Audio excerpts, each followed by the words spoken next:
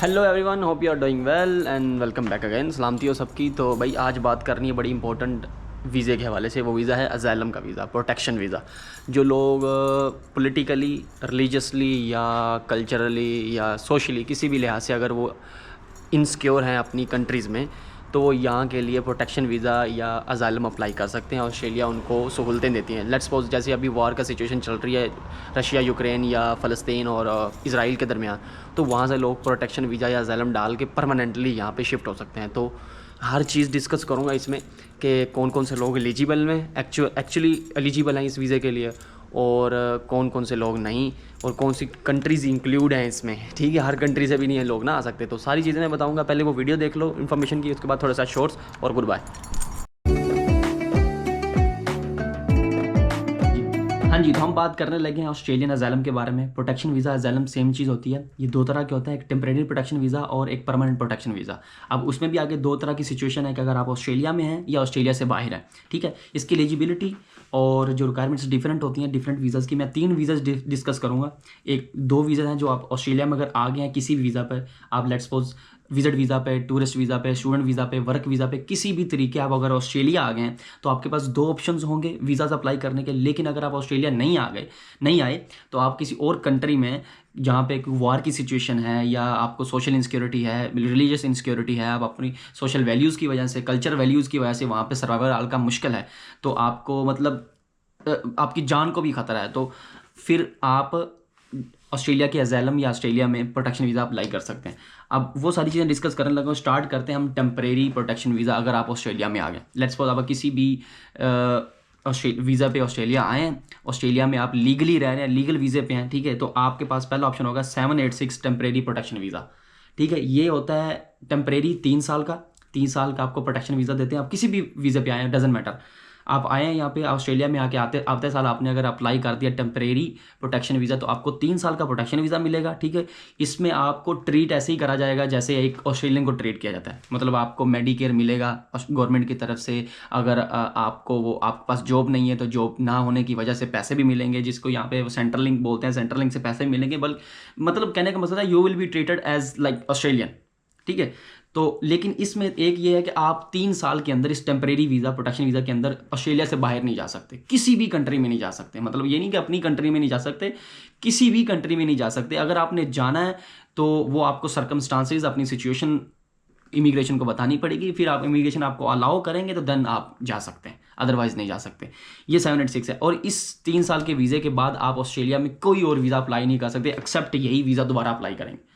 Let's suppose ये आपके पास temporary visa, ये आपने अज़ाइलम का अप्लाई कर दिया जो 786 है, आप जाके इमिग्रेशन की वेबसाइट पे चेक भी कर सकते हैं। तो इस वीज़ा के बाद अब आप कोई और स्टूडेंट वीज़ा या विजिट वीज़ा नहीं अप्लाई कर सकते। अगर या तो आपको कंट्री छोड़नी पड़ेगी 3 साल के बाद, और या आपको यही वीज़ा दोबारा अप्लाई करना पड़ेगा। ठीक है, ये होगा टेम्परेरी वीज़ा। परमानेंट वीज़ा भी मिलता है, वो होता है 866 टेम्परेरी परमानेंट प्रोटेक्शन वीज़ा। ये परमानेंट होता है। अब इसकी अप्लाई करने के तरीका मैं बाद में बताता हूँ। ठीक है, ये होता है परमानेंट। इसमें भी आपको परमानेंट मिल जाता है। ठीक है, आपको एज अ ऑस्ट्रेलियन ही ट्रीट किया जाएगा। आपको सारी फैसिलिटीज़ दी जाएंगी, मेडिकेयर की हो, सेंट्रल लिंक की हो, या आपके पास जनाबेली इंजरी की हो, कुछ भी वट आपको ट्रीट किया जाएगा एज ऑस्ट्रेलियन। ठीक है, आपको 3 4 5 साल का जो टर्नओवर होता है उसके बाद आप पासपोर्ट भी अप्लाई कर सकते हैं। इस वीज़ा के बाद आपको कोई वीज़ा अप्लाई करने की ज़रूरत नहीं होती। इस वीज़ा में आप जो परमानेंट वीज़ा होता है आपका 866, आप दुनिया की किसी भी कंट्री में ट्रैवल कर सकते हैं। ठीक है, लेकिन आप उस कंट्री अप्लाई नहीं जा सकते जहाँ से आपने अप्लाई किया होगा। लेट्स सपोज मैं पाकिस्तानी हूँ और मैं यहाँ पे अज़ाइलम अप्लाई करता हूँ, प्रोटेक्शन वीज़ा अप्लाई करता हूँ 866, तो मैं सिर्फ पाकिस्तान नहीं जा सकूँगा। उसके अलावा मैं दुनिया की किसी भी कंट्री में जा सकता हूँ जब तक मेरे पास ये परमानेंट प्रोटेक्शन वीज़ा है। और जब ये 3 4 या 5 साल बाद मैं इसको अगर पासपोर्ट में कन्वर्ट करता हूँ, मतलब पासपोर्ट मुझे मिल जाता है, जब मुझे पासपोर्ट मिलेगा after getting passport I can go to the Pakistan as well, like I can visit Pakistan too. लेकिन before passport when I have this permanent protection visa 866, I can not go to the Pakistan because मैंने उसी country से ही insecurity show करके ये visa लिया है। मेरी बात समझ रही है? ये 2 वीज़ा अगर आप ऑन शोर हैं, ऑस्ट्रेलिया आ चुके हैं, लेकिन अगर आप ऑस्ट्रेलिया नहीं आए, आप ऑफ शोर हैं अपनी कंट्री, होम कंट्री में, वहाँ पे आपने ये सारी चीज़ें फेस कर रहे हैं, तो आपने क्या करना है कि अच्छा इमिग्रेशन लॉयर भी देखना है। ठीक है, अपनी कंट्री में वो आपका केस फाइल करेगा इमिग्रेशन के खिलाफ नहीं, मतलब इनको आपका केस फाइल करेगा जिसमें वो आपकी सारी सर्कमस्टांसेस क्लियर करेगा कि इस बंदे की ये सिचुएशन है, ये इनसिक्योरिटी है, तो वो जनाब वाली आपको डायरेक्ट वहाँ से अजाइलम और प्रोटेक्शन वीज़ा ही मिलेगा, ठीक है। उसमें परमानेंट वीज़ा मिलेगा, वो मिलेगा आपको सब क्लास 200, वो रिफ्यूजी वीज़ा होता है, ठीक है, वो भी परमानेंट होता है। उसमें भी आपको सारी फैसिलिटीज़ मिलेगी जो परमानेंट प्रोटेक्शन वीज़ा जो ऑस्ट्रेलिया में रह के अप्लाई कर रहा है उसकी जैसी मिलेंगी। आप कहीं भी जा सकते हैं, किसी भी कंट्री में जा सकते हैं, सवाए उसके जिस कंट्री से आप अजाइलम अप्लाई करके आ रहे हैं, अपनी कंट्री जहाँ से आपने इनसिक्योरिटी शो करवाई है। जो ऑफशोर वाला ना, इसमें सिचुएशन बहुत डिफरेंट होती है, अप्लाई करने में बहुत सारी मुश्किलात होती है, और इसकी विनिंग परसेंटेज पता है कितनी है सारे वीज़ों की? 1%, 1 या 2%। अगर आपकी फाइल स्ट्रॉन्ग नहीं है तो आप तो गए इस वीज़ा के। अगर ये वीज़ा रिजेक्ट हो गया ना तो फिर आप ऑस्ट्रेलिया में कोई और वीज़ा अप्लाई नहीं कर सकते। मैं आपको कह रहा हूँ ये वीज़ा के बाद आपको रफू चक्कर होना पड़ना अगर ये वीज़ा ना लगा तो, ठीक होगा। इसलिए ये मतलब ये डेथ सेल है, जुगाड़ है, रिस्क है, जुआ है। लग गया तो लग गया, ना लगा तो गए, ऑस्ट्रेलिया से जाना पड़ेगा, ठीक हो गया। और फिर ऑस्ट्रेलिया फिर ये नहीं होता, अगर आप ऑस्ट्रेलिया से ही अगर इस वीज़ा की रिजेक्शन लेंगे ना तो ये डेटा इन्होंने अमेरिका और न्यूजीलैंड, अमेरिका, यूके और न्यूजीलैंड के साथ शेयर किया होता है। आप अगर यहाँ से निकले ना, अगर प्रोटेक्शन वीज़ा रिजेक्ट किया ना, तो आपको कोई कंट्री भी जितनी जल्दी वीज़ा नहीं देने वाली, क्योंकि उनको पता है कि ऑलरेडी ये वहाँ पे रिजेक्शन प्रोटेक्शन वीज़ा की करवा के आएगी, तो हमारी कंट्री में आके इसने प्रोटेक्शन वीज़ा ही अप्लाई करना है। तो ये डार्क साइड है इन वीज़ाज़ की, ठीक हो गया। लोग यहाँ करते हैं, मैं आपको एक्सपीरियंस भी बताता हूँ, लोग यहाँ करते हैं कि जब PR यहाँ पे उनको किसी और तरीके से नहीं ना मिलती, तो वो जब वीज़ा ख़त्म होने मतलब वीज़ा ख़त्म हो रहा होता है उनका, तो जल्दी जल्दी से वो ये वीज़ा अप्लाई कर देते हैं। ये वीज़ा मतलब अब क्या, ये वीज़ा अप्लाई करेंगे तो कहीं और भी नहीं जा सकेंगे। चलो ये वीज़ा नहीं अप्लाई करोगे तो यहाँ से निकलो, किसी और कंट्री चले जाओ, यहाँ PR नहीं मिली तो किसी और कंट्री ट्राई कर लो। तो यहाँ पे लोगों के साथ हुआ है कि उन्होंने आगे ये अप्लाई करी और वो डेथ सेल में है अभी तक, ठीक हो गया।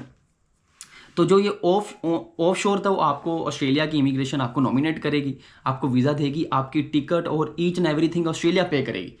ये नहीं है कि आपने अपने पैसे लगा के आने हैं। इसमें जो ऑन शोर होंगे ना, जो ऑस्ट्रेलिया में होंगे, उनके लिए सिर्फ $45 उन्होंने फीस देनी है। उसके बाद उनको इंटरव्यू को कॉल आएगी, इंटरव्यू पास, वीज़ा आकर done, nothing to show. Offshore जब आप अपनी कंट्री में होंगे तब भी आपको कुछ नहीं करना, सिर्फ आपने अप्लाई करना, और उसके बाद जब आपको वीज़ा देंगे वो आपको टिकट के पैसे भी देंगे, आपको रहने सहने के आते साल यहाँ पे आके आपको रिफ्यूजी टेंट जो होते हैं इनकी बिल्डिंग्स, उनमें आपको फ्री का रेंट, फ्री का जनाबे लिखाना, हर चीज़ फ्री में मिलेगी। लेकिन इसीलिए लगता नहीं ना 1 या 2%। जैसे अब कोई गज़ा से अप्लाई करे ना, जैसे यूक्रेन से, रशिया यूक्रेन या इसराइल फ़लस्तीन की जो जंगी हो रही, वहाँ से आप लोग अप्लाई ये कर रहे हैं, लोग आ रहे हैं यहाँ वहाँ से, ठीक है, वहाँ से लोग आ रहे हैं, तो 1%, 2% लोगों के वीज़ा लग रहे हैं।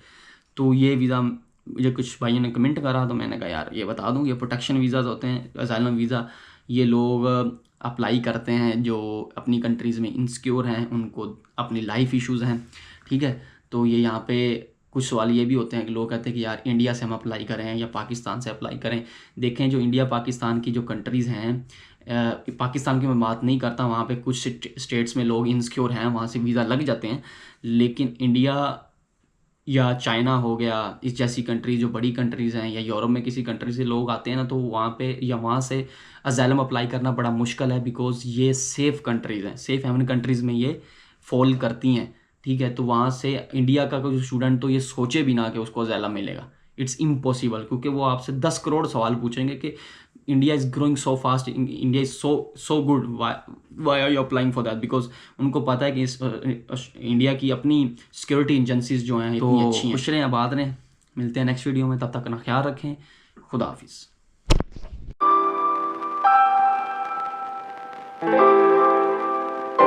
हाँ जी, तो वीडियो आपने देख ली होगी, शायद कुछ ना कुछ आपको ऐसे इन्फॉर्मेशन मिली होगी। अभी मैं वीज़ास पे भी वीडियो बनानी है, बिजनेसेस पे बनानी है, 2 मेन टॉपिक है, इस पर भी वीडियोस अब आती रहेंगी वीडियोस।